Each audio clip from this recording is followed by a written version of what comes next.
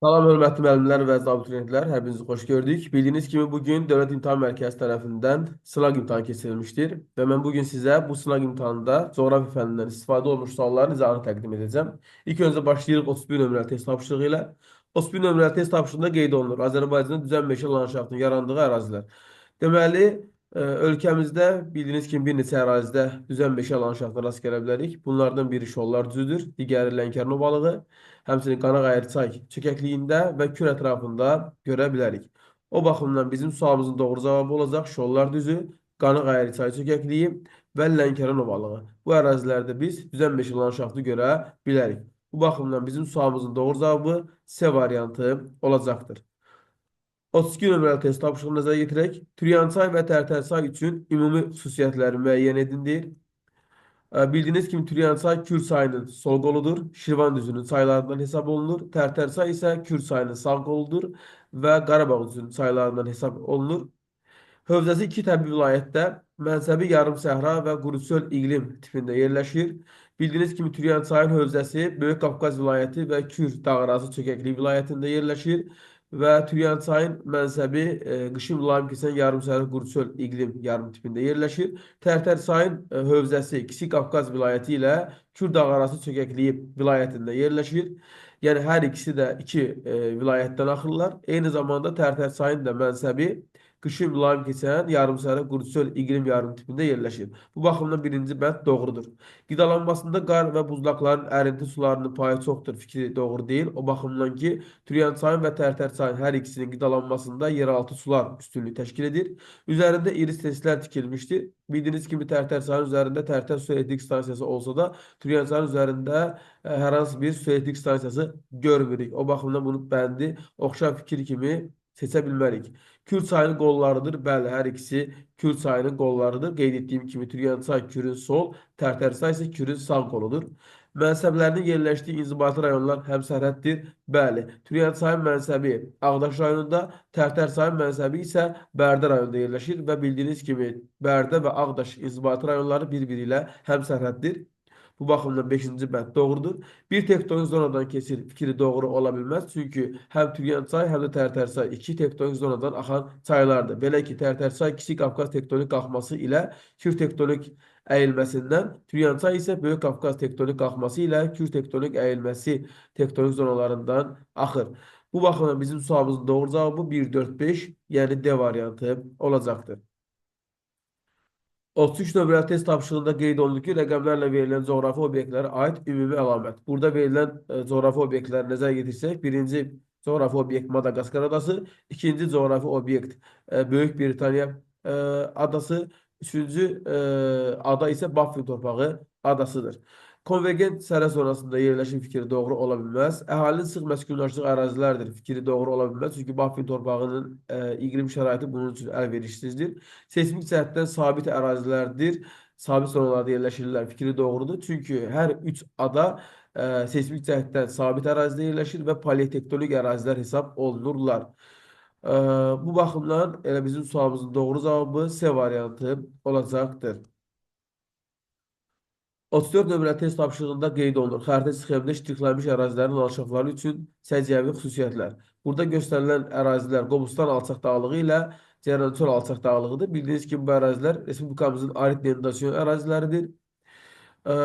Birinci bənd bu baxımdan doğru ola bilməz. Qeyd olunur ki, suvarma əkinçiliyi geniş yayılmışdır. Bildiyiniz kimi, arid deliminasiyon ərazilərimizdə bedlen torpaqlar, yəni kənd təsərrüfatı üçün yararsız torpaqlar üstünlük təşkil edir. Bu baxımdan burada əkinçilik zəifdir və ona görə də burada bir suvarma əkinçiliyi görmürük. Dağ yarımsərə landşaftı inkişaf edib, bəli, hər iki ərazidə dağ yarımsərə landşaftını görməyimiz mümkündür. Qış otlaqları yayılmışdır, fikri doğrudur. Çünki bilməlisiniz ki, hər iki ərazidə ərazinin təyinatında qış otlaqları kimi istifadə var. Neogen dövrünün çökmə süxurlarına rast gəlinir. Bəli, həm Qobustan alçaq dağlığında, həm də Ceyrançöl alçaq dağlığında Neogen dövrünün süxurları üstünlük təşkil edir. Bu baxımdan elə bizim sualımızın doğru cavabı 2, 3, 4 olacaqdır. Yəni Y variantı. Ərazidə Yura dövrünün bazal süxurları geniş yayılır fikri doğru deyil. Həmçinin sıx məskunlaşmış ərazilər də fikri də təbii ki, doğru deyildir. Növbəti sualımız əhalinin məskunlaşmasına aid olan proseslərin məntiqi ardıcıllığını müəyyən edin deyir. Deməli, yoldaşlar, burada Bakı şəhərinə bağlı əhalinin məskunlaşma ardıcıllığı verilmişdir. Birinci məddədə qeyd olunur ki, regionlardan əhalinin Bakı şəhərinin miqrasiyası, şəhər ətrafı yaşayış məntəqələrinin genişlənməsi, Bakıda qeyri-istehsal sahələrin üstün inkişafı, yüksək sıxlıq və tıxacların yaranması, sosial və ekoloji problemlərin kəskinləşməsi.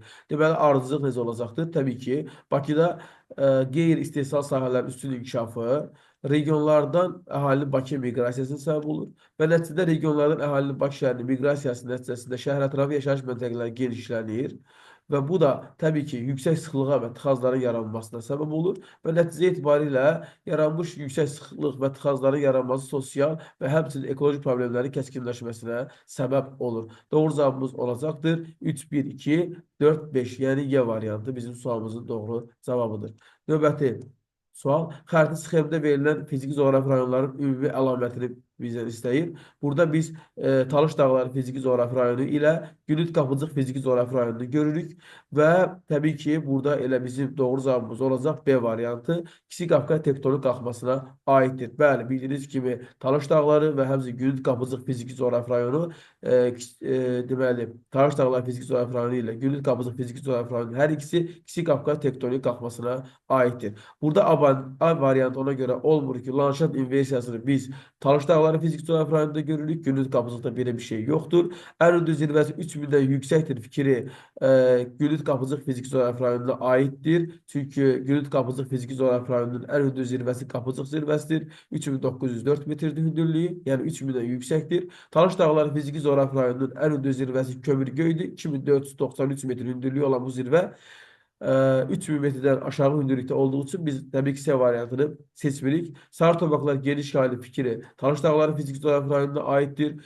Gülüt Kapıcı fiziki coğrafi rayonunda Sarı Topraklar görmürük. Polimetal ehtiyatlarına maliktir fikri Gülüt Kapıcı fiziki coğrafi rayonuna aittir. Hansı ki Gülüt Kapıcı fiziki coğrafi rayonunda Şərur rayonunda gümüşlü polimetal yatağı var. Ama Talış Dağları fiziki coğrafi rayonunda biz hər hansı polimetal yatağı qeyd etməmişik. Doğru cevabımız olacaqdır B variantı. Dövlət qrupuna malik olmayan Türk xalqlarını istəyir. Noqayların hər hansı bir qurumu yoxdur. Çuvaşların var. Çuvaşya Respublikası Şərqi Avropa düzənliyində yerləşir. Karayiblərin hər hansı bir qurumu yoxdur. Şorların hər hansı bir qurumu yoxdur. Başqırtların var. Onlar da Başqırtıstan Respublikası formalaşdırıblar. Şərqi Avropa düzənliyində yerləşir. Qaraçaylar da Şimali Qafqazda məskunlaşmış qrupdur. Qaraçay Çərkəz deyilən Türk qrupu mövcuddur. Yəni burada Türk dövlət qrupuna malik olmayan Türk xalqlar, Noqaylar, Karayiblər və Şorlar. Doğru cavabımız 1, 3, 4 D variantı olacaqdır. Növbəti sualımız sxemi tamamlayın. Burada deməli iki materik verilib. Kaynozu yaşlı dağlar seçilməlidir və həmçinin seçəcəyimiz o iki dağ üçün oxşar əlamətləri təyin etməliyik. Deməli, Şimal Amerikada sahil sıra dağlarını veriblər. Bəli, sahil sıra dağları Kordilyer dağlarının qərb hissəsində yerləşən sıra dağlarıdır və Alp dağı müəyyənləməsində formalaşıb. İndi Avrasiyada biz mövcud olan Alp dağı müəyyənləməsinə aid olan dağ seçməliyik. Burada təbii ki, Kullu dağları elə bəri başdan çıxmalıdır. Çünki Kullu dağları Kaynozoy yox, Mezozoy arasında formalaşıb. Biz bura Alp dağları yaza bilərikmi? Gəl bu yoxlayaq. Alp dağları yaza bilərik. Aha. Alp dağları bildiyiniz kimi İtaliya, Fransa, İsveçrə, Liechtenstein, Avstriya kimi dövlətlərin ərazisində yerləşir. Sahil sıra dağları isə təbii ki, ABŞ və Kanada dövlətlərinin ərazisində yerləşməkdədir. İndi Alp belə baxanda görürük ki, Alp dağlarının da, sahil sıra dağlarının da yerləşdiyi ölkələr inkişaf etmiş ölkələrdir. Ona görə ikiyə inkişaf etmiş ölkə yaza bilərik. Eyni zamanda hər ikisinin ərazisi düşdüyü bir inkişaf etmiş ölkə yazsaq, bura A variantına uyğun olaraq İsveçrə yazsaq doğru gələ bilər. 4-də də Kanada yazsaq, bu da doğru gələ bilər. Yəni doğru cavabımız burada elə A variantı ola bilər. Yəni doğru cavabımız A variantıdır. Digər variantlara baxmağa heç ehtiyac yoxdur. Vaxt itkisi olmasın. Doğru cavabımız deyəcək ki, A variantıdır. 39 nömrəli test tapşırığı kəsmə hündürlük 4 metr olarsa A və B məntəqələrinin hündürlüyünü istəyir. Bildiyiniz kimi bu dağ relyefi formasıdır. Çünki B ştrixlər kənara doğru çəkilmişdir. O baxımdan B-nin hündürlüyü daha çox olacaq. Kəsmə yüksəklik əgər 4 metrə bərabərsə, B-nin hündürlüyü bərabər olacaq 16 metrə. A hündürlüğü ise beraber olacaq e, deməli 8 metrə. Doğru cavabımız burada biz deyəcəyik ki, A 8 metr, B 16 metr, yəni doğru cavabımız C variantıdır. 40. sualı nəzərə gətirək. Burada Şimal Afrika, Avstraliya, Yaponiya və Koreya Respublikası verilir və onlara uyğun olan variantları seçməliyik. Deməli, yoldaşlar seçək. Yanacaq enerji ehtiyatları ilə zəngindir. Təbii ki, bu Şimal Afrikaya aiddir. Şimal Afrikada Misir, Liviya, Əlcəzair kimi dövlətlər yanacaq enerji ehtiyatları ilə kifayət qədər zəngin dövlətlərdir. Daş kömür və filiz faydalı qazıntılar çoxdur. Təbii ki, bu fikir Avustraliyaya aiddir. Mineral xam malla zəif təmin olunduğundan tələbat ixal hesabına ödənilir fikri təbii ki, Yaponiya və Koreya Respublikasına aiddir. Dünyanın mütləq maksimum temperaturu ərazisində qeydə alınmışdır. Dünyanın mütləq maksimum temperaturu Liviyada Tripoli şəhərində qeydə alınıb ki, bu da Afrikanın şimalında yerləşir. Ona görə D uyğun gələcək 1-ə. Hasil edilən xam malın çox hissəsi Şərqi Asiya ölkələrinə ixrac edilir. Təbii ki, bu Avstraliyaya aiddir. Avstraliyada hasil edilən xam malın böyük bir hissəsi Şərqi Asiyaya, yəni Yaponiya və Cənubi Koreya hasil olunur. Ona görə də biz deyəcəyik ki, Y uyğun gəlir 2-yə. Deməli, burada 1'e AD, 2'ye B'ye, 3'e C olmanın doğru cevabımız B variantıdır diyecek. Növbəti sualımız 41 nömrəli test tapşırığında qeyd olunur ki, sxemdə verilmiş çayın orta meyilliyi 0,9 metr bölü kilometr olduğunu bilərək çayın uzunluğunun neçə kilometr olduğunu hesablayın. Deməli, baxaq. İlk öncə kəsmə yüksəkliyi tapmalıyıq buradan. Görürük 900-dən 300 arasında nə qədər fərq var? 900 metr çıxaq 300 metr bərabərdir 600 metrə, düzdürmü? Ay yoldaşlar, 900-dən 300 arasında 2 ən boşluq olduğu üçün biz 600 metri təbii ki, böləcəyik 2-yə və alacağıq buradan 300 metr. Deməli, bizim aldığımız 300 metr kəsmə yüksəklikdir. Kəsmə yüksəklik tapmasaq, təbii ki, çayın mənbəyinin hansı hündürlükdən başladığını bilə bilmərik. Ümumiyyətcə, meyillik necə hesablanır? Meyillik bərabərdir. Çayın düşməsi bölünsün çayın uzunluğuna, düzdürmü? İndi düşməni biz sualın içində tapmalıyıq. Onda çay hardan başlayır? Çay başlayır 1200 metrdən. Çay mənsəbi harada yerləşir? 300 metrdə. Onda çayın düşməsi nəyə bərabərdir? 1200 çıxaq 300, o da bərabərdir 900 metrə, düzdürmü? Çayın düşməsini tapdıq. Çayın meyilliyini zaten bilirik. Onda çayın uzunluğunu tapa bilərik. 0,9 bərabərdir. 900 bölək. Deməli, x-ə buradan 0,9 x bərabərdir 900 deyəcək. X də buradan bərabərdir 1000 kilometr. Doğru cavabımız olacaq 1000 kilometr. Yəni Y variantı. 42 nömrəli test tapşırığı verilmiş iqlim diaqramının aid olduğu inzibati rayon üçün doğru fikirləri müəyyən edin. Burada 1036 mm gördüyünüzsə bilginə söhbət Zaqataladan gelir.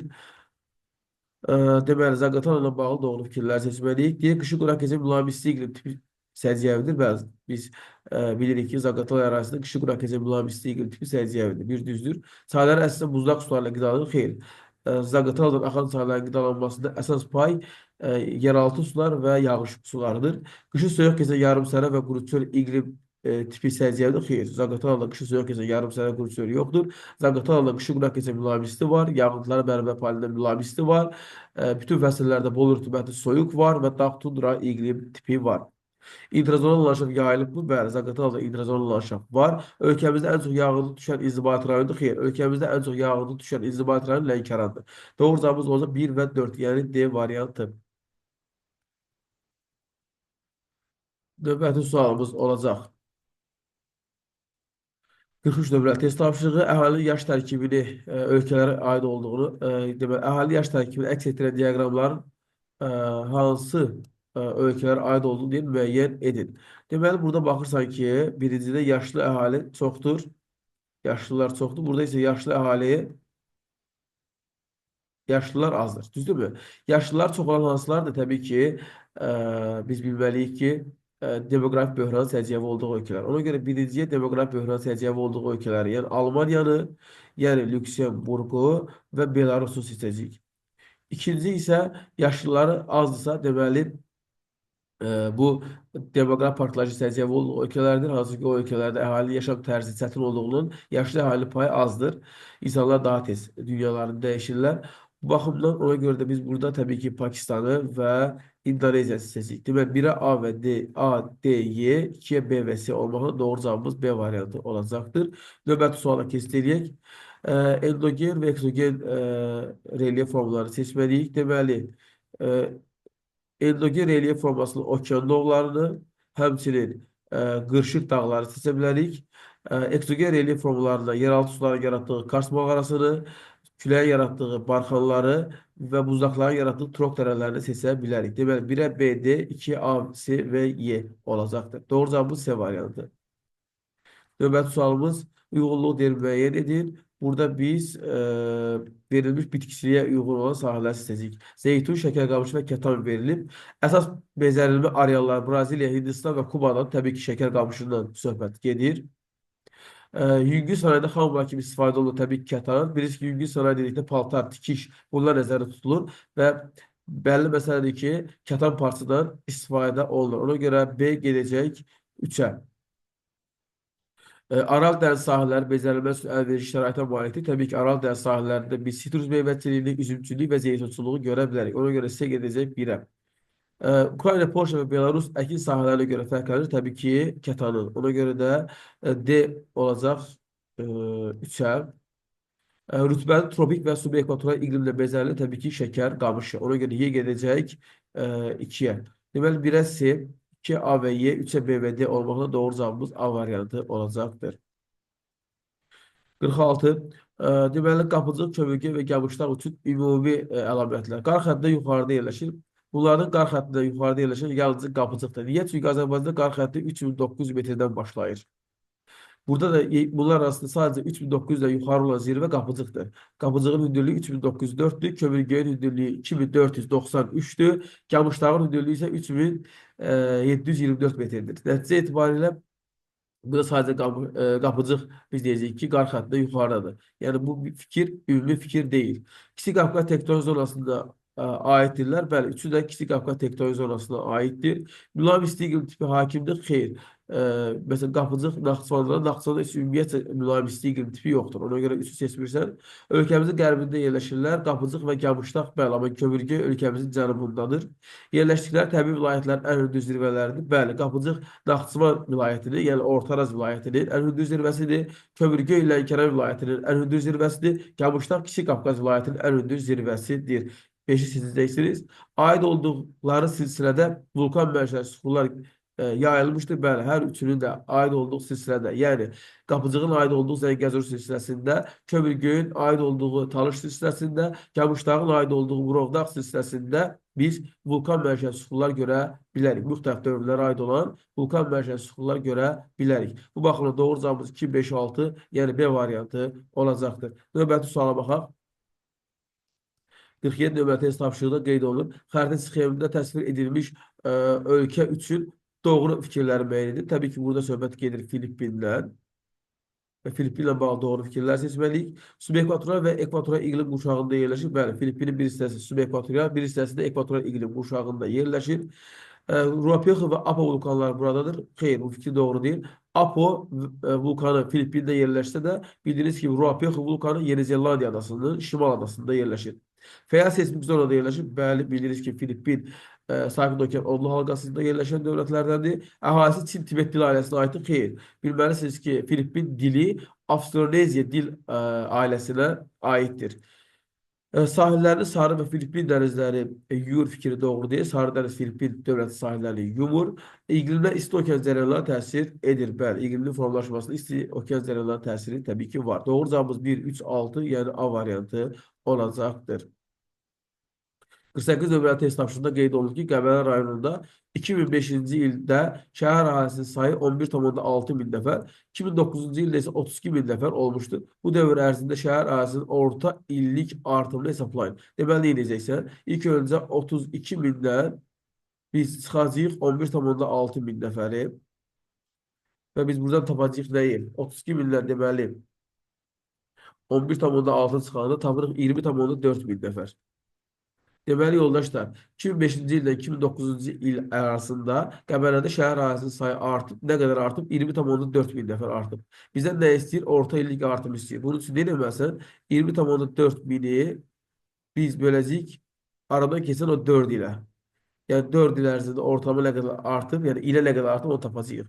Və 20,4 mini 4-ə bölündə tapacağıq 5,1 min nəfər. Yəni doğru cavabımız olacaq burada C variantı.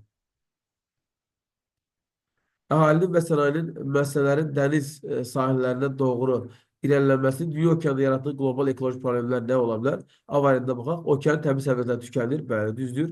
Okean suları sürətlə çirklənir. Bu da düzdür. Elə doğru cavab olaraq biz də A variantı seçə bilərik. Bəli, əhalinin və sənaye məsələləri dəniz sahilinə doğru irəliləməsinin dünya okeanında yaratdığı qlobal ekoloji problemlərə okeanın təbii səviyyədən tükənməsi, okean sularının sürətlə çirklənməsinə aid edə bilərik. Ona görə doğru cavab olacaq A variantı. Növbəti suala baxaq. Cədvələ əsasən doğru sıralardır müəyyən edin. İqtisadi rayonlar, onlara aid olan iqlim tipi və torpaqlar verilir. Abşeron xızıda yarımsərə qurutçol iqlim tipi var və boz qonur torpaqları da var. Ona görə bir doğrudur. Mərkəzi aralığında yarımsərə və qurutçol iqlim tipi var. Doğrudur. Amma tül şəbalı torpaqlar orada biz görmürük. Ona görə iki doğru deyil. Qarabağda mülayim isti olsa da bozsəmən torpaqları əsasən görmürük. Bu doğru deyil. Şərqi Zəngəzurda soyuq iqlim tipi var. Dağ-çəmən torpaqları da var. Düzdür.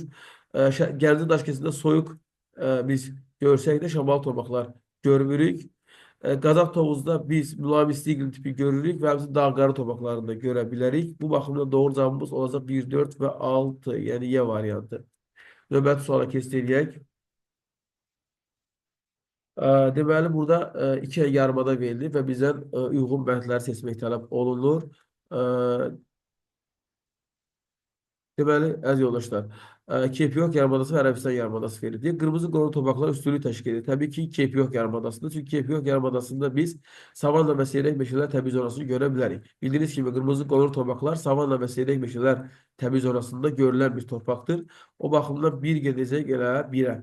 Tropik hava kütləsi hər ikisinə təsir göstərir. Ona görə ki, Keypiyok yarımadası subekvatorial iqlim qurşağında yerləşdiyi üçün bəs qış aylarında tropik hava kütləsinin təsirinə məruz qalır. Ərəbistan yarımadası isə bütövlükdə quru tropik iqlim tipində yerləşdiyi üçün il boyu tropik hava kütləsinin təsirinə məruz qalır. Nəticə etibarilə hər ikisində tropik hava kütləsinin təsirini görə bilərik. Rütbətli əmsalı 0,3-dən kiçikdir. Təbii ki, Ərəbistan yarımadasına aiddir. Çünki burada səhralar, səhra və yarım səhra təbii zonaları səciyyəvi olduğu üçün burada rütbətli əmsalı 0,3-dən kiçikdir. Ona görə 3 gedəcək 2-yə.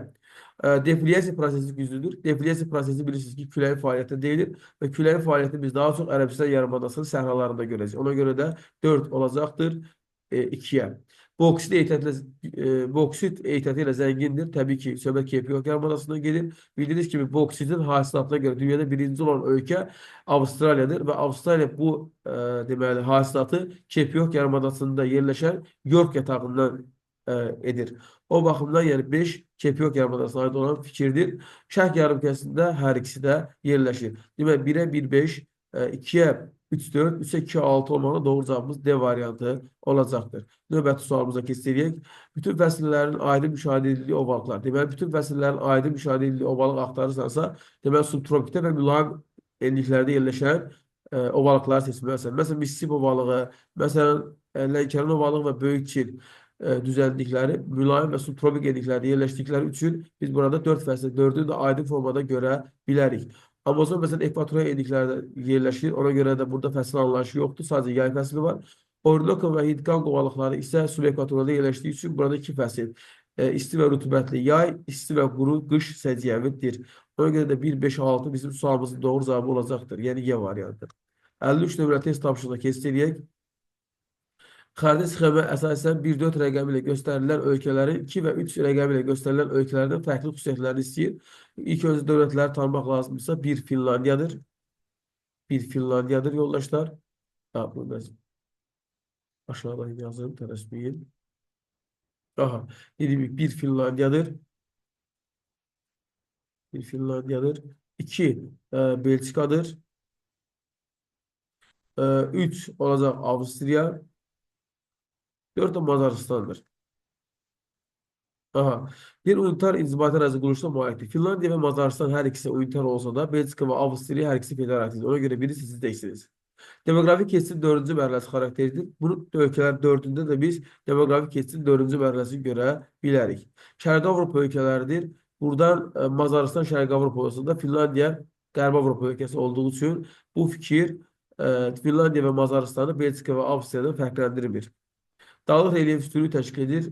Burada biz deyəcəyik ki, bu fikir 1 ilə 4-ü 2 ilə 3-dən fərqləndirə bilməz. Çünki Avstriya özü də dağlıq ölkədir. Əhalinin əsas hissəsi Hind-Avropa dil ailəsinə aid deyil. Bəli, bu fikir doğrudur. Çünki Fin dili və Mazar dili Ural dil ailəsinin Fin-Uqor dil qrupuna aiddir. Amma Belçika və Avstriya isə Hind-Avropa dil ailəsinə aiddirlər. Ona görə də burada 1-dən 5, 1-dən 5-də verilən fikirlər Finlandiya və Mazaristanı Belçika və Avstriyadan fərqləndirir. Doğru cavabımız 1 və 5 olacaqdır. Növbəti suala keçid edək. Şahdağ və Bazarcı zirvələr arasındakı təzyiq fərqini istəyir. Şahdağın hündürlüyü bildiyiniz kimi 4243 metrə bərabərdir. Bazarcının hündürlüyü 4466 metrə bərabərdir. Aralarındakı təzyiq fərqini tapmaq üçün 4466-dan çıxacaqsa 4243-ü və onu da böləcəksən 10-a. Burada da biz 4466-dan 4243-ü çıxsaq, bu eləcək 223 metr. Onu da 10-a böləndə eləcək 22,3 mm təzyiq fərqi. Deməli, Şahdağla Bazarcı arasında 22,3 mm təzyiq fərqi var. 55 nömrəli test tapşırığı. Deməli, tropik xətti ilə kəsişən adaları bizdən istəyir. Təbii ki, Madagaskar və Tayvan hər ikisi tropik xətti ilə kəsilir.